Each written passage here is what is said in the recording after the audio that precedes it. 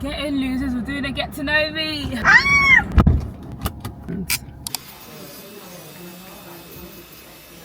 What did you study in uni? PS, watching your content is so inspiring. Percy, thank you so much. Quick disclaimer, guys, and please don't mind my voice. We just got back from upper room. My mic literally shagged me in this nail shop, so the audio isn't great, but I've put down all the captions for you guys, and I promise it does get better, but forgive, okay? Your Honor, I'm sorry. I studied law in uni, which is very different. I feel like I've always had like a creative side and like an academic side. So, for example, just being a content creator, I couldn't do that for a living because it wouldn't like itch the academic side of my brain. So I can't say I know what my purpose is per se, but I definitely want to do something that mixes creative and academic together. All professional, but I'm professional. Vlogging tips, I'd say make sure you record basically everything. And get an SD card that has a lot of space because you just want to leave your camera recording. Like, I hate when you're watching a vlog and someone's saying they're doing something and then all of a sudden you just skip to them reviewing it. I feel like when vlogs take you through the whole experience, so definitely try and record as much as possible. And as you go on vlogging, you'll know when to turn the camera off. And when you're editing, just take your time and pray before you edit. I was doing a creative devotional this week and it was like, you're creative because God was creative. God is the source of all creativity. So yeah, make sure you pray before you edit that. Whatever He has in mind for this video, whoever you want it to touch, it will touch. I'm worried about these nails, guys. Anyways, how did you give your life to Christ? Basically, when I was like 16, like year 12, I would go to church with my friends. And then I went to uni and didn't really go to church. When I left uni, I was in Ghana. And then that's when I had some spare time. So I was like on Sundays learning. Yeah, sure, yeah. Yeah, perfect. Yeah, so when I was in Ghana, I had some spare time on Sundays. I was like, oh, let me watch a sermon. And I started enjoying reading my Bible way more, and I was just being more intentional with it. And then I came back to London. I didn't have a church to go to. And I feel like the London that I'm used to, I do certain things in London. I'm with certain people. I came back from Ghana in February. Till about October, I just kind of returned back to what I used to do. Like I didn't make time for God. I wasn't as intentional with it. Where in Ghana, I had more free time, so I was just using my free time that way. I just went back into that. And I found that I wasn't enjoying it as much. So then in October, God put in my spirit that, okay, you need to ask your friend Rebecca. So I'm sure you guys have seen Rebecca. Ask Rebecca what church she goes to. So then from there, I started going to the church that I go to now. That's basically the story of how I found God again. I think after the time spent in Ghana, my appetite had changed. But when I came back to London, I wasn't used to doing anything else. Dream country visit, good one. Somewhere in the Caribbean now. I'm definitely going to get my birthday next year, but that's where I really want to go now. YouTube. You want one color, yeah?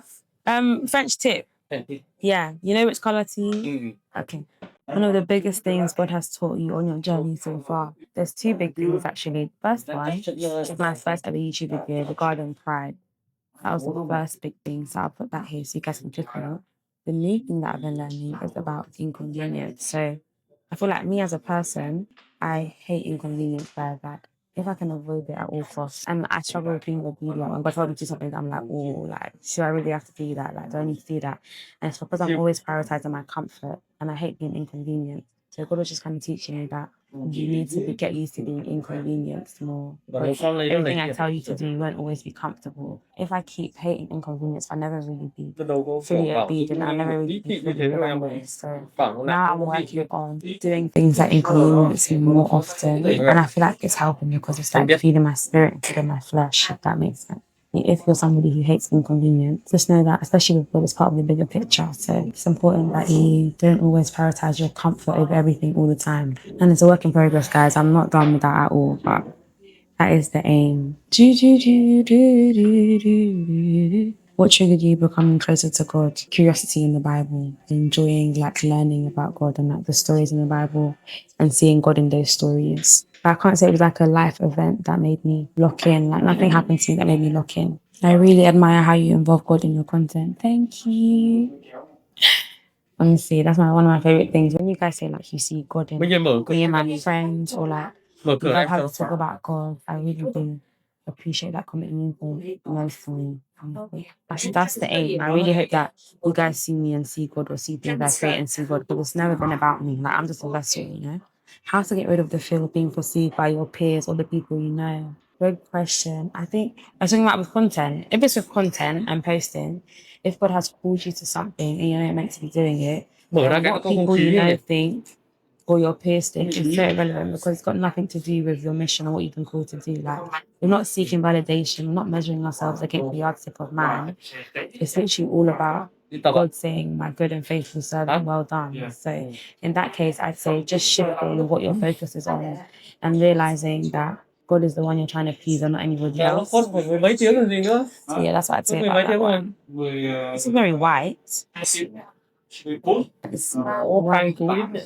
bright. What is one thing you wish people knew more about you? I'm actually very funny, guys. My friends always say I'm so funny, so funny. Sometimes I take out my jokes, I'm like, you guys might not get them, or you might think I'm being a bit harsh, but I think I'm actually very funny. Like, I'd say, like, I'm very funny. Like, if you're friends with me, I'm top 3 of your funniest friends. Guys, I'm hilarious. Maybe I'll start adding more of my jokes in the vlog so you guys can see more. I think at this point in my journey, I don't actually feel misunderstood, and I feel like it might come. That's fine. But yeah, I think I just sound very funny. What's your favorite thing about yourself? Oh, I like this question. My favorite thing about myself, I know the answer to this actually, is that if I say I'm gonna do something, I'm gonna do it. Like, I'm not somebody who doesn't do things that they say. Like, one thing I always say to people is that make sure if anything, like, you're a woman of your word. If I say I'm gonna do it, I'm gonna do it. Like, when I had put on a lot of weight in Ghana, so I was gonna lose it and I lost it. I said I was gonna do YouTube after God put on my feet very long and I'm doing it. And I said I was gonna post every 2 weeks and I'm doing it. So it's just like the aspect of doing things I say I'm gonna do that. And also my running. I like that as well. How has prayer shaped your creativity? Now this might be my favorite question. And I love talking about this. So as I mentioned before I edit anything, I pray about it. Every cut, every edit, every text. And I found that when I started to pray over my edits, the ideas that would come in the process were completely different. And like, people would be like to me, how did you think of that? I didn't think of that. The Babes in Brazil intro video that people were talking about, God definitely gave me that idea. I was on the plane. And I think I was like in a silent moment. And before you know it, 4 babes, 423 kg sisters came into my head. And I think God has shaped my creativity because I rely on Him for my creativity. I'm made in the image of God, who is the utmost, most perfect, intricate creator. So, yeah, it just makes sense that when I create anything, He will be the source of it. I don't like creating outside of God. In that way, everything that I do reflects, but I want everything I do to reflect God. Everything that people look at and think is excellent to reflect God. And that's making it for involvement. And it's definitely been a journey and I'm still doing it. But I genuinely do involve God in every aspect of my life, especially something like creativity. When you literally create is the most beautiful thing. Now, this is very bright, isn't it? I just really like this. But yeah, school in prayer and consulting. Someone said, how are you so good? Blood of Jesus, girl. Let's dream that ask that. You know, G, you know, she's the coolest person. So she asked me how am I popular, then I must have doing something right. Where do you see your page being in a couple of years? I'm actually not sure. I just guess I want this page to be a page that reflects God, and excellent because it reflects God. I edited well because it reflects God. Edited seamlessly because it reflects God. Very creative because it reflects God. I just want the channel to reflect God in everything, in our speech, in the editing, in the production, and where we go. I do definitely want to capture certain moments, like very, very, very well. I want it to be like, you see how we did the Babes in Brazil series, and you guys literally felt like you're with me. I want us to be like known for that. I want that to be our thing. Like, you come on Annie's POV and you're getting a fully fledged vlog, like a very well done vlog. I can't wait to see where my editing's gonna go. How did you build Noir Space to what it is right now? Honestly, consistency. The team, we were all very consistent in creating things and editing. We show up basically every single day, locked into everything that's going on, and also just being very connected to the audience. We talk to our audience about everything. Do you guys want this event? Do you guys think we should do this? And then when you say no, we simply just won't do it again because I remember at the start with an event that we liked the idea of, But it was very clear that the audience didn't like the idea of it. And I think that's the one event that didn't do as well as the others. So now with TNS, we're very much like focusing on our community, locked into our community. Whatever our community wants, we speak to them all the time. But the main thing is to be consistent. If you're not consistent, you can't build a safe haven because how can you be safe if I don't even see you all the time? Drop your playlist. Guys, I need to make a playlist. All my songs are in my liked songs on Spotify. So I need to actually make a playlist because there's different vibes. You know, you have an endless ocean, but you also have Theophilus Sunday. But I also want to make like a cool edit video of like gospel songs. But then I'm like, how am I going to edit that without being copyrighted? Maybe I just have to turn off copyright. I don't know for that video. But I have a cool idea and then that's when I'll drop the playlist. So just wait on me again. Oh, I should have got Baya. Why did I not just get Baya? Fave worship song. Guys, we need to answer this question in the car. I have so many. Right now, Đừng, I like vì that bạn muốn học song. hơn. I always like you alone. I long to worship. Or I like let your living warm flow in my soul. Love that song. You are the King of Zion. You is light. Adonai, we worship you. As you can tell, I like a lot of worship songs. But just wait on the playlist. Yeah, wait on it. It's gonna be good, I promise. Favorite holiday destination? It has to be Ghana. The peace that I feel when I'm in Ghana is unmatched. I don't think I've ever gone somewhere and felt that, but that's because it's home. So if I say holiday, right now it's Brazil. I can't wait to go back. We want to go Menagerie, Bahia, Salvador. We all want to go back, so definitely Brazil. If you could be anything in the world, money, etc., isn't an issue, what would you be? I'd be on holiday. Not gonna lie. Guys, the nails are done. What do you think? Oh, they're actually alright. He put some pink thing over it, which made it look way better. So we're now going to collect the charger from Argos because I accidentally left it 3.5 hours away. What editing apps do you use for your vlogs? Your editing is so T. Keep it up. Thank you so much. So editing app wise, I use CapCut and I use Canva. I think CapCut, I'm not sure how long I'll be using it for because I feel like sometimes when I do like intense edits, for example, like the 150 people seek God's face video, it takes really long to download. Like I had to cut that vlog up into like 3 different sections before I could download it. So I might try and play around with like DaVinci Resolve. But right now, CapCut, I do really like CapCut to be fair. It's just, I think maybe for more intricate edit, I might use something that doesn't have as much lag.